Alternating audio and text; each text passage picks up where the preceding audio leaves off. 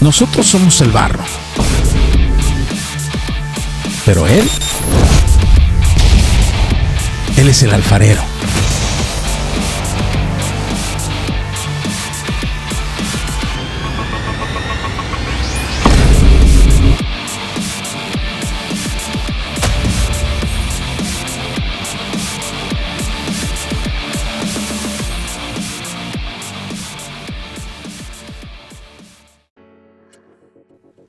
Ya casi para concluir su carta, Pablo dedica lo que para nosotros son los capítulos 10, 11 y 12 de 2 Corintios a defender su papel, a defender su llamado, su apostolado, porque aún habían algunos, quizás de la iglesia en Corinto o quizás distribuidos por Acaya, que le despreciaban, que le ridiculizaban, que le rechazaban.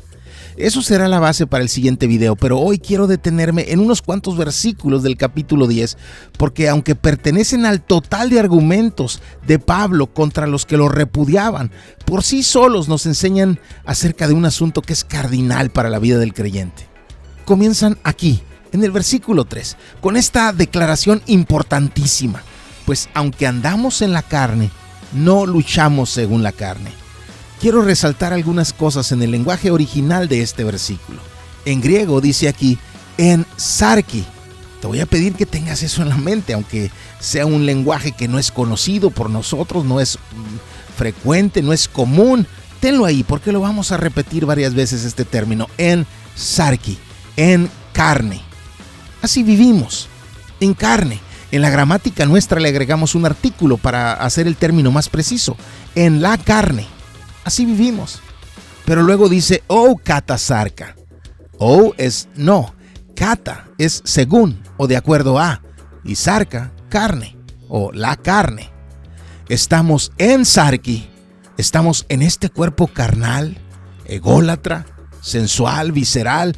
Pero, kata sarka. No vivimos conforme a la carne. No lo hacemos de acuerdo a la carne. No hacemos lo que la carne pida. Eso por sí solo dibuja esa línea delgada en la que el cristiano debe transitar cada día de su vida. Vivir en un cuerpo ególatra, sensual y visceral, con apetitos incorrectos, pecaminosos, inapropiados, y debemos soportarlo como compañero a lo largo de toda nuestra vida aquí en la tierra. Y aún así, aún viviendo en él, no dejar que sus apetitos nos conduzcan. Vivir diferente a lo que nos pide y nos reclama, y nos suplica, y nos seduce. Vivir en sarki, pero kata sarka. Esto por sí solo nos da para su propio estudio, pero hay más en este versículo. Hay otros 2 términos que quiero resaltar para tener más precisión en lo que Pablo quiere decirnos. El primero es strateuometa, que la Nueva Biblia de las Américas traduce como luchar, y la Reina Valera 1960 traduce como militar. El término griego significa servir en una campaña militar, y por eso se usa generalmente en el sentido de ir a la guerra. Ir a la guerra es militar, como lo dice la Reina Valera, pero en nuestro contexto, militar se refiere generalmente o a un soldado o a alguien que es parte de un grupo, como de un partido político, por ejemplo. No necesariamente implica que estamos participando en una guerra, solamente que somos de un grupo que está listo por si somos requeridos. Por otra parte, luchar, como lo traduce la Nueva Biblia de las Américas, implica estar en medio de un combate activo, físico. Pero en el término griego, cabe al mismo tiempo tanto el combate físico en sí, como el estar disponibles y definidos para cuando suceda. Pero es más amplio que solo eso. También significa el tomar una posición estratégica, previendo la guerra que se aproxima. Y también significa la preparación para la guerra. La estrategia, la alimentación, el descanso, la comunicación de la información, la mentalidad.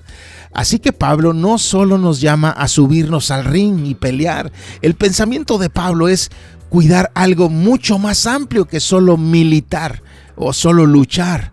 Así que aunque ya de por sí el caminar en esa delgada línea de vivir en la carne, pero no de acuerdo a ella, es un desafío, esto lo hace más difícil, mucho más difícil, pero a la vez mucho más fácil. Es decir, es más difícil porque son más cosas con las que debemos estar al pendiente, más cosas que debemos cuidar, pero es más fácil porque si no cuidásemos de todo ello, simplemente no podríamos vivir a la altura de lo que se espera. Solo haciendo todo eso es que podemos recorrer esa vereda en victoria. Pero hay otra palabra más que suele desvincularse de su sentido original. Peripatontes. Se traduce solo como andamos, porque en sí eso significa literalmente caminar alrededor. Pero en ese entonces y más en esa parte del mundo, el término estaba altamente relacionado con la filosofía. Una de las escuelas filosóficas griegas más importantes de la historia fue la fundada por Aristóteles, más de 3 siglos antes de Cristo. Y esa escuela existió en todo su esplendor y fama por todo un milenio. La escuela, hasta hoy, se conoce como la escuela peripatética. De ahí viene esa palabra usada por Pablo en ese versículo. El término, para el lector original, implicaba mucho más que solo caminar. Para los lectores de Corinto era clara la referencia. Para nosotros ya no, y por eso nos perdemos su relevancia. Peripateo, aunque en sí significa solo caminar alrededor, no solo implicaba caminar por caminar, era caminar reflexionando, era caminar aprendiendo, era caminar poniendo atención a lo que construimos en la mente, a las ideas, a las explicaciones, a las estrategias, a las definiciones. Peripateo era caminar pensando, caminar analizando, caminar aprendiendo. Pablo no solo nos dice que andamos en la carne, sino que al caminar en ella, al vivir en ella, al transitar en ella, no debemos aprender de ella. No pensamos como ella, no lo hacemos de acuerdo a ella. Como creyentes no caminamos, no filosofamos, no planeamos, no interpretamos, no definimos las cosas de acuerdo a la carne, ni vamos a la guerra en ella. Pablo nos llama la atención a vigilar cómo actuamos en una parte de nosotros donde se libran las más crueles batallas en el mundo espiritual, nuestra mente. Una zona que es atacada despiadadamente por un enemigo cruel que no juega limpio ni da concesiones. Una mente indisciplinada o una mente débil o una mente descuidada o una mente esclavizada o una mente rota es una puerta abierta al asesino. Por eso debemos aprender a guardarla, a protegerla, a fortalecerla, a renovarla, porque la guerra contra el pecado siempre comienza en nuestra mente. No hay política que nos proteja, no hay dinero que nos proteja, no hay amistad que nos proteja, no hay manera humana de protegernos contra ella. Por eso, Pablo nos llama a dejar de pelearla en métodos humanos y pelearla con las armas provistas por Dios, armas que sí pueden destruir fortalezas. Porque las armas de nuestra contienda no son carnales. Estamos en sarki, en la carne, pero nuestras armas no son carnales, son poderosas en Dios para la destrucción de fortalezas. Ahora, esta palabra en el original se refiere a lugares amurallados, a castillos de piedra, a muros de protección, a lugares en donde nuestro enemigo se ha asentado y refugiado y desde donde lanza sus ataques.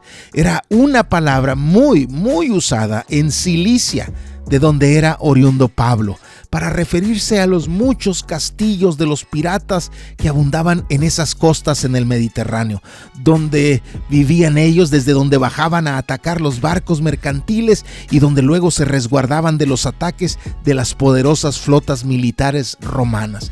El propio Julio César, que después fue quien gobernó el gran imperio romano, fue secuestrado por piratas en alguna ocasión y se debió pagar un rescate por él. Pablo nos dice que esas fortalezas humanamente impenetrables desde donde el enemigo nos ataca pueden ser demolidas con las armas que Dios nos ha provisto. Nuestra humanidad no puede, Nuestras fuerzas son insuficientes, nuestros recursos, nuestros contactos, nuestra experiencia, nada nuestro puede contra ellos.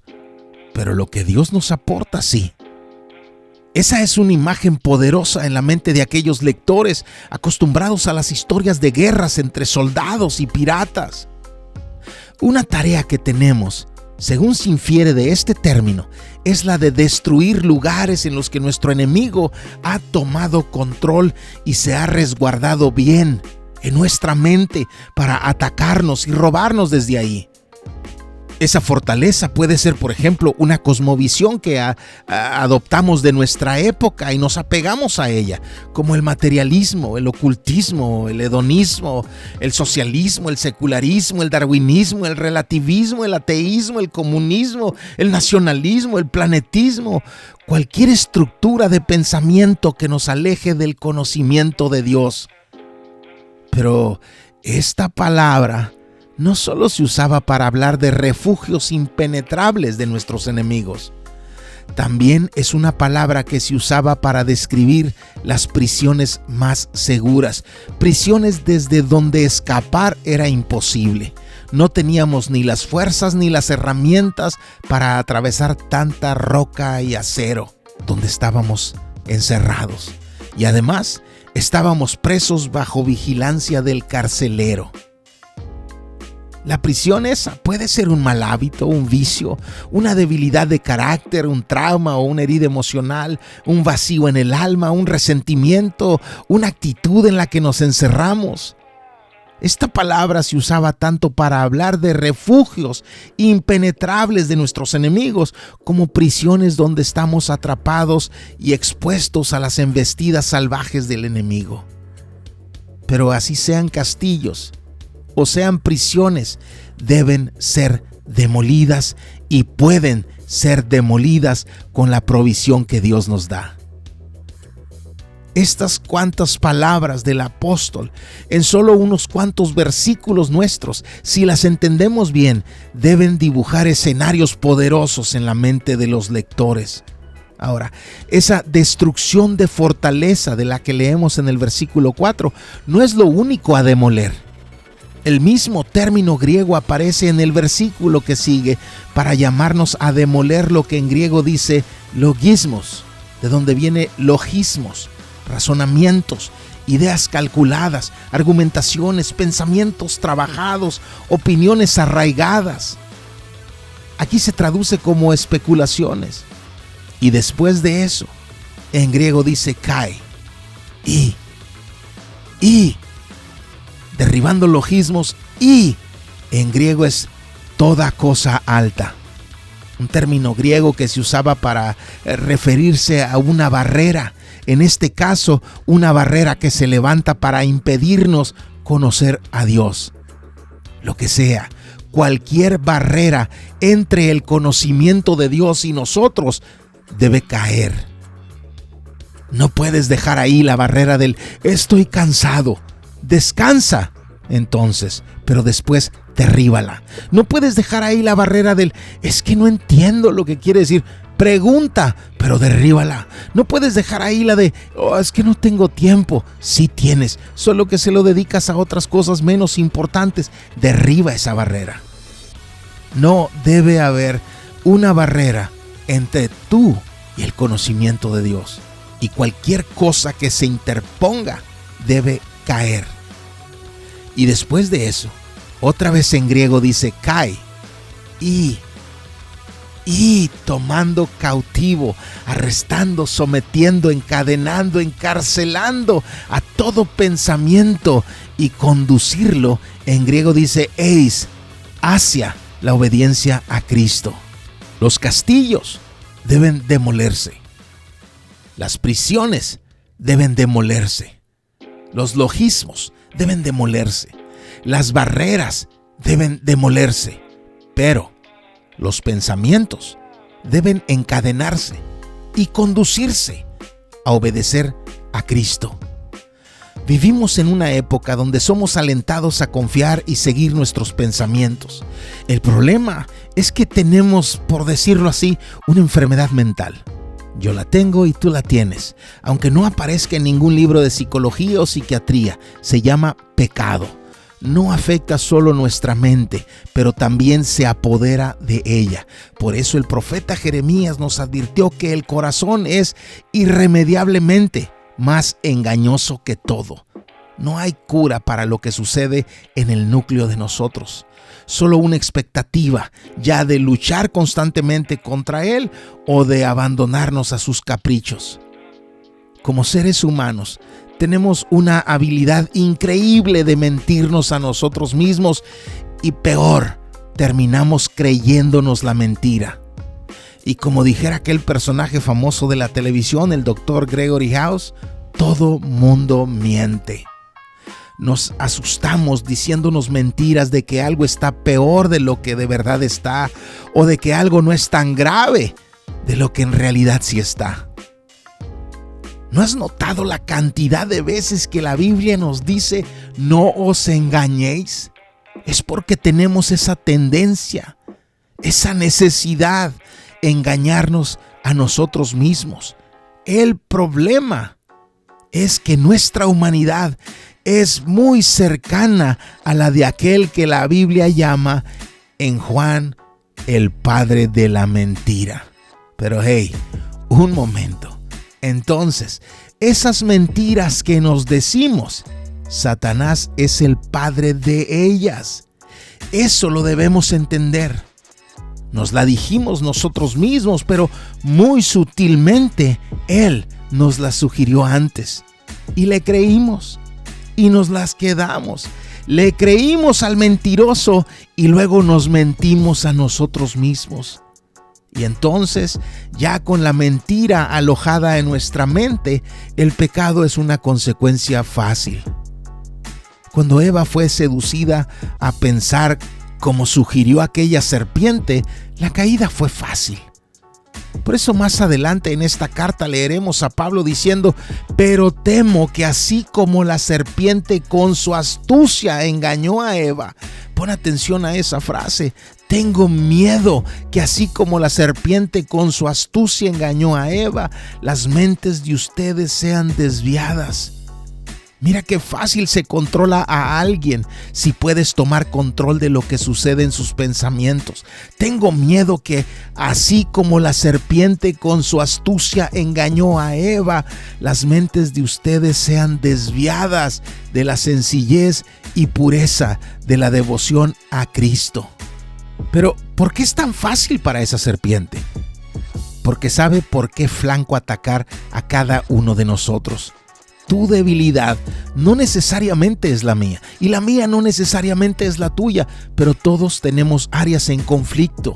Por eso Santiago nos dice que cada uno es tentado cuando es llevado y seducido por su propia pasión. Eso que nos apasiona es lo que nos atrae y nos seduce. No en todos es algo inmoral, no en todos es algo escandaloso, pero hay algo en todos nosotros, quizás puede ser incluso pequeño, pero es un flanco débil y por ahí somos atacados. Y después, cuando la pasión ha concebido, da a luz el pecado, y cuando el pecado es consumado, engendra la muerte. Por eso Pablo tenía miedo. Porque sabe que esa serpiente es muy sutil y muy precisa en sus ataques. Poner en cautiverio todo pensamiento y llevarlo a la obediencia de Cristo es una tarea fundamental para nuestra existencia como creyentes. Por eso Pablo escribió a los de Filipos y les dijo: por nada estén afanosos, por nada estén afanosos. En griego es ansiosos o angustiados, por nada. No le den ese poder a nada, que nada los angustie tanto como para que tome el control de ustedes. Antes bien, en todo, mediante oración y súplica con acción de gracias, sean dadas a conocer sus peticiones delante de Dios. Cae y la paz de Dios que sobrepasa todo entendimiento, la paz de Dios que es más grande que cualquier pensamiento o imaginación, esa paz guardará sus corazones y sus mentes en Cristo Jesús. Puedes estar en sarki, en la carne, pero habla con Dios y pon tus asuntos delante de Él. Y aunque estés en sarki, en la carne, Dios pondrá tu corazón y pondrá tus pensamientos en Cristo. A eso se refiere Pablo con llevar cautivos los pensamientos a Cristo, ponerlos delante de Dios en oración, y Dios los lleva junto con nuestro corazón a estar en Cristo. Pero debemos poner cuidado a lo que permitimos en nuestra mente. Por eso aquí sigue diciendo: por lo demás, hermanos, todo lo que es verdadero, todo lo digno, todo lo justo, todo lo puro, todo lo que es amable, todo lo honorable, si hay alguna virtud, si hay algo que merezca elogio, en eso mediten. Pongan filtros a lo que dejan pasar a su área de pensamientos. No deje que se cuele cualquier basura. Y pongan en práctica la palabra. Y el Dios de paz estará con ustedes. El Dios de paz estará con ustedes.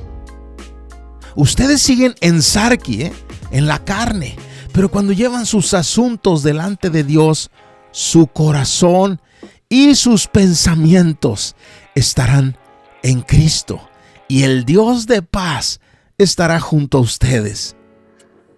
Y en Cristo y con Dios con ustedes, ustedes pondrán su mente en todo lo bueno y practicarán la palabra, y eventualmente estarán preparados para castigar. En griego es reivindicar, vengar toda desobediencia. Van a poder desquitarse de toda esa desobediencia que cometieron. ¿Cómo? Desarrollando una obediencia plena.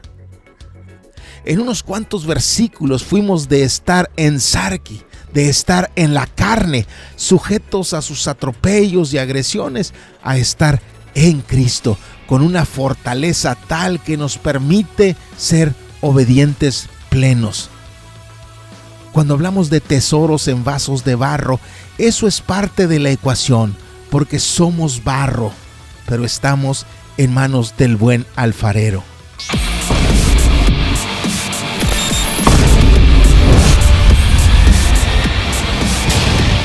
Nosotros somos el barro. Él es el alfarero.